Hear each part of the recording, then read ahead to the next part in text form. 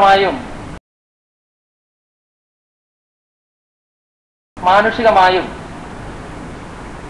വിലയിരുത്താനും അന്ധവിശ്വാസ അനാചാരങ്ങളെ ഇല്ലായ്മ ചെയ്യാനും ആത്മാർത്ഥമായ ശ്രമങ്ങൾ ഉണ്ടായതും ഈ കാലയളവിൽ തന്നെയാണ്. വടക്കേ ഇന്ത്യയിൽ നമുക്കറിയുന്നത് പോലെ രാജാ റാം മോഹൻ റോയും ദയാനന്ദ സരസ്വതിയും സർ സയ്യിദ് അഹമ്മദ് ഖാനും ജ്യോതിബ ഫുലെയും ജാതി സമ്പ്രദായത്തിനും സാമൂഹ്യ തിന്മകൾക്കുമെതിരെ ഇന്ത്യൻ സമൂഹ മനസാക്ഷിയെ ഉണർത്താൻ ആത്മാർത്ഥമായ ശ്രമങ്ങൾ നടത്തുകയുണ്ടായി. അതേപോലെ 19ാം നൂറ്റാണ്ടിന്റെ ഉത്തരാർദ്ധത്തിലും 20ാം നൂറ്റാണ്ടിന്റെ ആദ്യ ദശകങ്ങളിലുമായി കേരളത്തിലെ വിവിധ സമുദായങ്ങൾക്കിടയിൽ സാമൂഹ്യ മത നവീകരണ ശ്രമങ്ങൾ ഉയർന്നു വന്നിരുന്നു. ഹിന്ദുക്കളിലെ ജാതി സമ്പ്രദായത്തിനെതിരെയും അന്ധവിശ്വാസ അനാചാരങ്ങൾക്കെതിരെയും നാരായണ ഗുരു, അയ്യങ്കാളി, ചട്ടമ്പിസ്വാമികൾ, മന്നത്ത് പത്മനാഭൻ, വി ടി ഭട്ടതിരിപ്പാട് തുടങ്ങി നിരവധി പരിഷ്കരണ പ്രവർത്തനങ്ങളുമായി മുന്നോട്ട് പോയിരുന്നു. മുസ്ലിങ്ങൾക്കിടയിലും ഇത്തരം നവോത്ഥാന ശ്രമങ്ങൾ ഇല്ലാതിരുന്നില്ല. വ്യക്തിഗതമായിട്ടുള്ള പ്രാദേശികമായിട്ടുള്ള പല ശ്രമങ്ങളും മക്തി തങ്ങളുടെ നേതൃത്വത്തിലും ചാലകത്ത് കുഞ്ഞഹമ്മദ് ഹാജിയുടെ നേതൃത്വത്തിലും വക്കം അബ്ദുൽ ഖാദർ മൗലവിയുടെ നേതൃത്വത്തിലും മുസ്ലിങ്ങൾ നേരിടുന്ന വെല്ലുവിളികളെക്കുറിച്ചും അവ മറികടക്കാനുള്ള മാർഗങ്ങളെക്കുറിച്ചും ഗൗരവപരമായ ആലോചനകളും പദ്ധതികളും ആവിഷ്കരിക്കുകയും ചെയ്തിട്ടുണ്ട്. എന്നാൽ 1921 മലബാർ ലഹള കേരള മുസ്ലിം ചരിത്രത്തിലെ ഒരു നിർണായക വഴിത്തിരിവായിരുന്നു. വൈദേശിക രാഷ്ട്രീയ സാംസ്കാരിക ആധിപത്യത്തിനെതിരെ അക്രമാസക്തമായി നേരിടുക എന്ന നിലപാടിന്റെ ഒരു മൂർത്തമായ പ്രതികരണങ്ങളായിരുന്നു ഈ കലാപങ്ങൾ. കലാപം മുസ്ലിങ്ങളെ സാമൂഹ്യമായും രാഷ്ട്രീയമായും സാമ്പത്തികമായും തകർത്തു കളഞ്ഞു. ഏതാണ്ട് 1857 വടക്കേ ഇന്ത്യയിൽ നടന്ന മഹത്തായ വിപ്ലവം ഇന്ത്യൻ മുസ്ലിങ്ങളിൽ ഉണ്ടാക്കിയ അതേ ശൂന്യതയാണ് 1921 കലാപം കേരള മുസ്ലിങ്ങളിലും ഉണ്ടാക്കിയത്.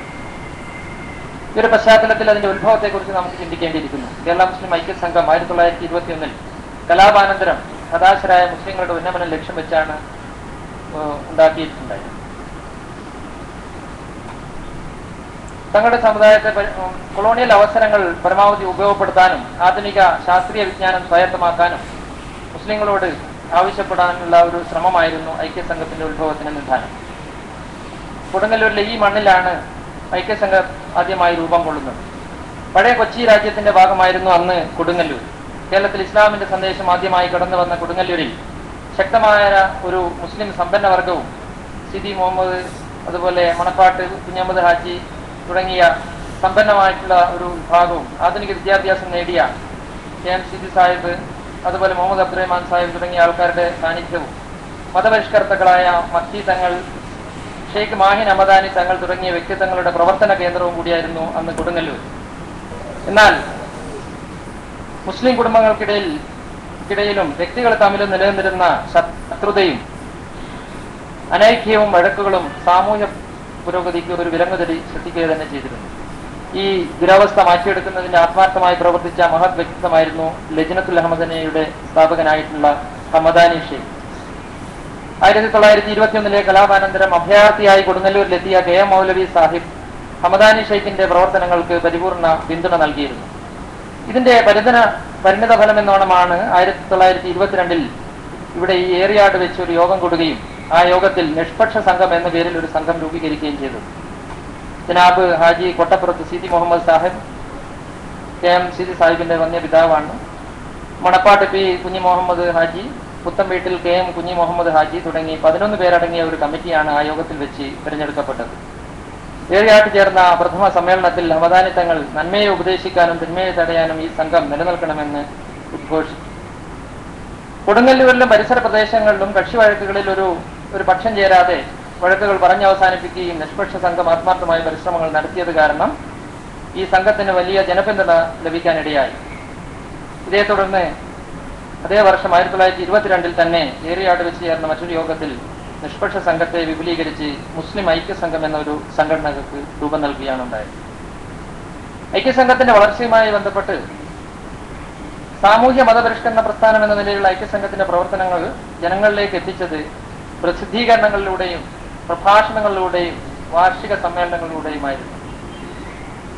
1925 EK മൗലവിയുടെ പത്രാധിപത്യത്തിൽ അൽ ഇർഷാദ്, അതേപോലെ ഈ മൊയ്ത് മൗലവിയുടെ പത്രാധിപത്യത്തിൽ ഇറങ്ങിയ 1927 ഇറങ്ങിയ അൽ ഇസ്ലാഹ് എന്നീ അറബി മലയാളം പ്രസിദ്ധീകരണങ്ങളും മുസ്ലിം ഐക്യം, മണപ്പാട്ട് കുഞ്ഞി മുഹമ്മദ് ഹാജിയുടെ പത്രാധിപത്യത്തിൽ ഇറങ്ങിയ മുസ്ലിം ഐക്യം, KM സിദി സാഹിബിന്റെ പത്രാധിപത്യത്തിൽ ഇറങ്ങിയ ഐക്യം അൽ അമീൻ, മുഹമ്മദ് അബ്ദുറഹ്മാൻ സാഹിബിന്റെ അൽ അമീൻ എന്നീ മലയാളം പ്രസിദ്ധീകരണങ്ങളും ഐക്യസംഘത്തിന്റെ ആദർശ പ്രചരണത്തിന് സഹായിച്ചിട്ടുണ്ട്. കേരളത്തിന്റെ അങ്ങോളം ഇങ്ങോളം തെക്ക് വടക്കായി വിവിധ ഭാഗങ്ങളിൽ നടത്തിയ 12 വാർഷിക സമ്മേളനങ്ങൾ വിഷയവൈവിധ്യം കൊണ്ടും പ്രമുഖ നേതാക്കളുടെ സാന്നിധ്യം കൊണ്ടും ശ്രദ്ധേയമായിരുന്നു. കേരള മുസ്ലിങ്ങളുടെ സാമൂഹ്യ വിദ്യാഭ്യാസ മത രാഷ്ട്രീയ വിഷയങ്ങളിൽ നിർണായകമായ പല ചർച്ചകൾക്കും തീരുമാനങ്ങൾക്കും ഇത്തരം സമ്മേളനങ്ങൾ വേദിയൊരുക്കുകയുണ്ടായി. 1923 മെയ് 27, 28 ഏറിയാട് വെച്ചാണ് ഐക്യസംഘത്തിന്റെ 1ാം വാർഷിക സമ്മേളനം നടന്നത്. ഈ സമ്മേളനത്തിൽ അധ്യക്ഷത വഹിച്ചത് പ്രമുഖ പണ്ഡിതനും സാമൂഹ്യ പരിഷ്കർത്താവുമായിരുന്ന വക്കം അബ്ദുൽ ഖാദർ മൗലവിയായിരുന്നു. മൗലവിയുടെ വിലപ്പെട്ട നിർദ്ദേശങ്ങൾ ഐക്യസംഘത്തിന്റെ തുടർ പ്രവർത്തനങ്ങൾക്ക് പ്രചോദനമേകുകയുണ്ടായി. ആലുവയിൽ അലിഗഡ് കോളേജ് മാതൃകയിൽ ഒരു കോളേജ് തുടങ്ങാനും മുസ്ലിങ്ങൾക്കിടയിൽ നിലനിന്നിരുന്ന ചന്ദനക്കുടം, കൊടികുത്തു നേർച്ച എന്നിവയ്ക്കെതിരെ പ്രചാരണം നടത്താനും ഈ സമ്മേളനം തീരുമാനമെടുത്തു. വർഷങ്ങളായി മുസ്ലിങ്ങൾ ആചരിച്ചു വന്നിരുന്ന നേർച്ചകളെ അനിസ്ലാമികം എന്ന നിലയിൽ എതിർക്കാൻ ആരംഭിച്ചതോടെ ഐക്യസംഘത്തെ വഹാബി സംഘം എന്ന പേരിൽ ആക്ഷേപിക്കാനും ഒരു വിഭാഗം മുന്നോട്ട് വന്നു. സംഘത്തിന്റെ 2ാം വാർഷിക സമ്മേളനം 1924 മെയ് 10, 12 തീയതികളിൽ ആലുവയിൽ നടന്നു. വെല്ലൂർ ബാക്കിയത്ത് സാലിയത്ത് അറബി കോളേജ് പ്രിൻസിപ്പലായിരുന്ന അബ്ദുൽ ജബ്ബാർ ഹസ്രത്ത് ആയിരുന്നു യോഗത്തിന്റെ അധ്യക്ഷൻ. ഇതേ സമ്മേളനത്തിൽ വെച്ച് കേരളത്തിലെ ആദ്യത്തെ മുസ്ലിം പണ്ഡിത സംഘടനയായ കേരള ജമിയത്തുൽ ഉലമ സ്ഥാപിതമായി. ഐക്യസംഘത്തിന്റെ പ്രവർത്തനങ്ങൾക്ക് മേൽനോട്ടം വഹിക്കുക, മുസ്ലിങ്ങൾക്ക് മതപരമായ നേതൃത്വം നൽകുക എന്നീ ലക്ഷ്യങ്ങളായിരുന്നു ജമിയത്തുൽ ഉലമക്കുണ്ടായിരുന്നത്. ആര്യ സമാജക്കാരുടെയും ക്രിസ്ത്യൻ മിഷനുമാരുടെയും പൊള്ളയായ വാദങ്ങളെ നേരിടാൻ ഇഷാറത്ത് കമ്മിറ്റിക്ക് രൂപം നൽകുകയും ഈ സമ്മേളനത്തിൽ എടുത്ത തീരുമാനങ്ങളിൽപ്പെട്ടതാണ്. മുസ്ലിം വിദ്യാഭ്യാസ പുരോഗതിക്ക് കൂടുതൽ സ്കൂളുകൾ സ്ഥാപിക്കണമെന്നും മലബാർ കലാപത്തിന്റെ പേരിൽ ദുരിതമനുഭവിക്കുന്ന മുസ്ലിങ്ങളെ പരമാവധി സഹായിക്കാനും യോഗം തീരുമാനമെടുത്തു. കൊച്ചിൻ മുസ്ലിം സ്റ്റുഡൻസ് അസോസിയേഷന്റെ 2ാം വാർഷിക സമ്മേളനവും ഈ സമ്മേളനത്തോടൊപ്പം നടന്നു. അബ്ദുറഹിമാൻ സാഹിബിന്റെ അധ്യക്ഷതയിൽ ചേർന്ന പ്രസ്തുത സമ്മേളനം ആലുവയിൽ തുടങ്ങാൻ ഉദ്ദേശിക്കുന്ന കോളേജ് യാഥാർത്ഥ്യമാക്കാൻ എല്ലാ വിദ്യാർത്ഥികളെയും മുന്നിട്ടിറങ്ങണമെന്ന് ആഹ്വാനം ചെയ്തു. ഐക്യസംഘത്തിന്റെ 3ാം വാർഷിക സമ്മേളനം നടന്നത് 1925 ജൂൺ 1, 2 തീയതികളിൽ കോഴിക്കോട്ട് വെച്ചായിരുന്നു. യാഥാസ്ഥിക പണ്ഡിതരുടെ എതിർപ്പിനെ മറികടന്ന് ചേർന്ന പ്രസ്തുത സമ്മേളനത്തിൽ ഖാൻ ബഹാദൂർ മുഹമ്മദ് ഷംനാട് ആയിരുന്നു യോഗാധ്യക്ഷൻ. ഈ സമ്മേളനത്തിലാണ് എല്ലാ ഗവൺമെന്റ് സ്കൂളുകളിലും അറബിക് മനുഷ്യന്മാരെ നിയമിക്കണമെന്ന പ്രമേയം പാസാക്കി ഗവൺമെന്റിന് കൈമാറുന്നത്.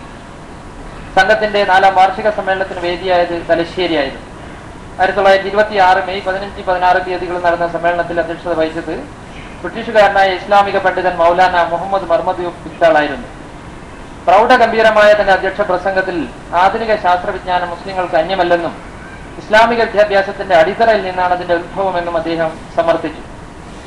ആയതിനാൽ പുരുഷന്മാരും സ്ത്രീകളുമാണ് വിദ്യാഭ്യാസ കാര്യത്തിൽ കൂടുതൽ ശുഷ്കാന്തി കാണിക്കണമെന്നും അദ്ദേഹം എടുത്തു പറഞ്ഞു. കാലിക പ്രസക്തമായ സമസ്ത മേഖലയും കൈകാര്യം ചെയ്യുന്ന പ്രസ്തുത പ്രസംഗം നാം ഓരോരുത്തരും വായിക്കേണ്ട ഒരു ഗ്രന്ഥമാണ്. സമ്മേളനാനന്തരം കൊച്ചി സ്റ്റേറ്റിൽ മുസ്ലിം വിദ്യാർത്ഥികൾക്കുള്ള 8 രൂപ സ്റ്റൈപ്പൻഡ് വീണ്ടും വിതരണം ചെയ്യിക്കാൻ ഗവൺമെന്റിൽ സമ്മർദ്ദം ചെലുത്തുകയും അത് നേടിയെടുക്കുകയും ചെയ്തു എന്നുള്ളത് വലിയൊരു നേട്ടമായി ഐക്യസംഘത്തിന്റെ പ്രസിദ്ധീകരണങ്ങളിൽ കാണാവുന്നതാണ്. കൂടാതെ സ്കൂളുകളിൽ ബൈബിൾ നിർബന്ധ പാഠവിഷയമാക്കിയതിനെയും സ്കൂളുകളിൽ പെൺകുട്ടികൾക്ക് ഇസ്ലാമിക വസ്ത്രധാരണം നടത്താൻ അനുവദിക്കണമെന്നും ഗവൺമെന്റിനോട് അപേക്ഷിക്കാനും ഐക്യസംഘം മുന്നോട്ട് വന്നു.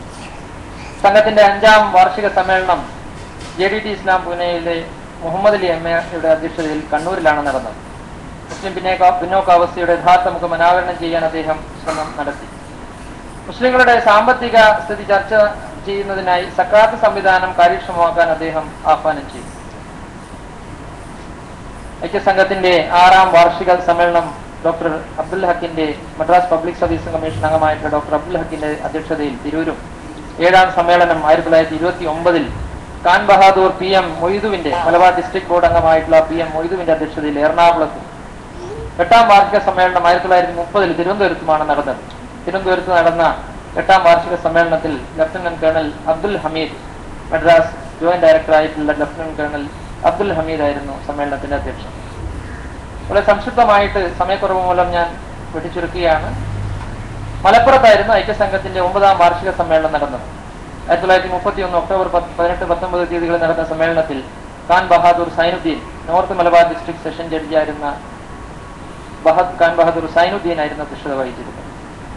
10ാം വാർഷിക സമ്മേളനം 1932 മെയ് 5, 6 തീയതികളിൽ കാസർകോട്ട് വെച്ച് സെയ്ദ് അബ്ദുൽ വഹാബ് ബുഖാരി ജമാലിയ അറബി കോളേജ് പ്രിൻസിപ്പളായ അബ്ദുൽ വഹാബ് ബുഖാരിയുടെ അധ്യക്ഷതയിൽ ചേരുകയും മുസ്ലിം ഔട്ട്റേജിയസ് ആക്ട് നിർത്തലാക്കണമെന്ന് ഉൾപ്പെടെ പല പ്രമേയങ്ങളും ഇതെല്ലാം തന്നെ കൂടുതൽ രാഷ്ട്രീയ പ്രാധാന്യമുള്ള പല പ്രമേയങ്ങളുമാണ് ഈ സമ്മേളനത്തിൽ അന്ന് അവതരിപ്പിക്കപ്പെട്ടിരുന്നത്.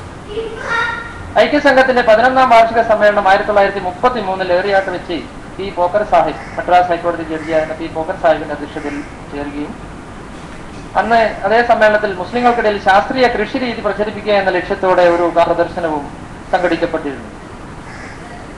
കേരള മുസ്ലിം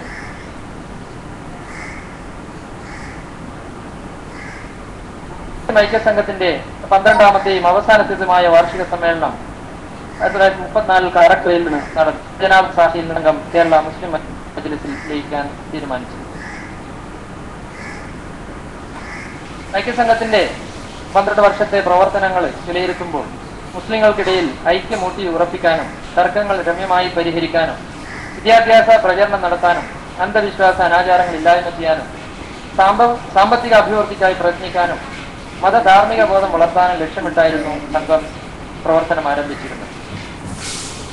കേരള മുസ്ലിങ്ങൾക്കിടയിൽ വലിയ ചലനമുണ്ടാക്കിയ ഒരു പ്രസ്ഥാനമായി ഇതിന് വളരാൻ 12 വർഷത്തെ പ്രവർത്തനത്തിനിടയിൽ കഴിഞ്ഞിരുന്നു. ആത്മവിശ്വാസം നഷ്ടപ്പെട്ട ഒരു ജനതയ്ക്ക് ദിശാബോധം നൽകുന്നതിന് സംഘടന വലിയ പങ്കുവഹിച്ചു. കാലിക പ്രസക്തമായ വിഷയങ്ങളോട് സമഗ്രമായി സംവദിക്കാനും പരിഹാര മാർഗങ്ങൾ കണ്ടെത്താനും സംഘത്തിന് കഴിഞ്ഞു. ഈജിപ്തിലെ സലഫി പ്രസ്ഥാനത്തിന്റെ സ്വാധീനം ഐക്യസംഘ പ്രവർത്തനങ്ങൾ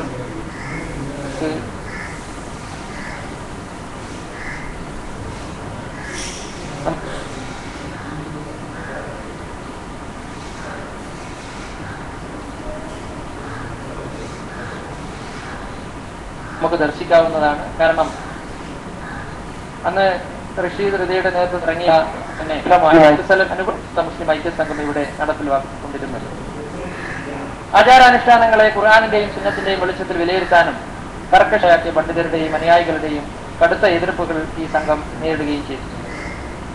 മതവിദ്യാഭ്യാസത്തോടൊപ്പം ആധുനിക വിദ്യാഭ്യാസം ആർജിക്കേണ്ട ആവശ്യകത ഊന്നിപ്പറഞ്ഞ ഐക്യസംഘം ബ്രിട്ടീഷുകാർ കൊണ്ടുവന്ന പുതിയ അവസരങ്ങൾ ഉപയോഗപ്പെടുത്താൻ സമുദായത്തെ ഉണർത്തിച്ചു.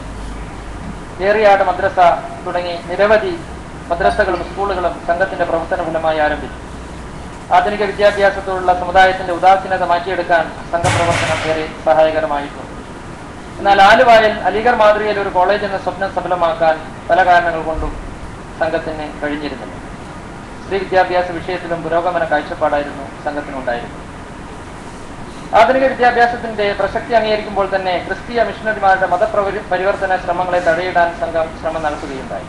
മുസ്ലിം ഇഷാഅത്ത് കമ്മിറ്റി രൂപീകരിച്ച ഈ ഒരു ഉദ്ദേശം മുൻനിർത്തിയായിരുന്നു. കെ പണിക്കർ പോലുള്ള അക്കാദമിക പണ്ഡിതന്മാർ സാംസ്കാരിക ചെറുത്തുനിൽപ്പ് എന്നാണ് ഇത്തരം മൂവ്മെന്റുകളെ വിളിക്കാൻ ആഗ്രഹിക്കുന്നത്. മുസ്ലിങ്ങളുടെ സാമ്പത്തിക ഉന്നമനം ലക്ഷ്യമാക്കി പല പദ്ധതികളും ഐക്യസംഘം ആസൂത്രണം ചെയ്തിരുന്നു. സാമ്പത്തിക ദുർവ്യയം തടയാനും നിർമ്മാണ പ്രവർത്തനങ്ങൾക്ക് സ്വത്തുകൾ ചെലവിടാനും സംഘം മുസ്ലിങ്ങളെ ഉദ്ബോധിപ്പിച്ചു. മുസ്ലിങ്ങൾക്കിടയിൽ സമ്പാദ്യം വർദ്ധിപ്പിക്കാനും കടൽ ലഭ്യമാക്കുന്നതിനുമായി ഒരു ഇസ്ലാമിക ബാങ്ക് എന്ന ആശയം കെ മൗലവി തന്റെ റിസാലത്തുൽ ബാങ്ക് എന്ന ഗ്രന്ഥത്തിലൂടെ മുന്നോട്ട് വെച്ചിരുന്നു. ഇത് സമൂഹത്തിൽ വലിയ കൊള്ളക്കം സൃഷ്ടിക്കുകയും മുഹമ്മദ് അബ്ദുറഹ്മാൻ സാഹിബ് ഉൾപ്പെടെ പല നേതാക്കളും ഈ ആശയത്തെ ശക്തിയുക്തം എതിർക്കുകയും ചെയ്തു. വാർഷിക സമ്മേളനങ്ങളോടൊപ്പം കാർഷിക പ്രദർശനങ്ങൾ നടത്തിയതിന് പിന്നിലും ഐക്യസംഘത്തിന്റെ ഈ സാമ്പത്തിക ലക്ഷ്യം മുൻനിർത്തിക്കൊണ്ടായിരുന്നു. അതേപോലെ ഐക്യസംഘം രൂപീകരിച്ച മുഴുവൻ ഫണ്ടുകളും ആസ്തികളും പിന്നീട് ഫറൂഖ് കോളേജിന് കൈമാറുകയാണ് ചെയ്തിരുന്നത്. ഐക്യസംഘ പ്രവർത്തനങ്ങൾ പ്രധാനമായും സമ്പന്നരായ ഒരു മധ്യവർഗത്തിനിടയിൽ അതുപോലെ തന്നെ പശ്ചാത്തല വിദ്യാഭ്യാസം നേടിയവരിലുമാണ് കൂടുതൽ പ്രചാരം നേടിയിരുന്നത്.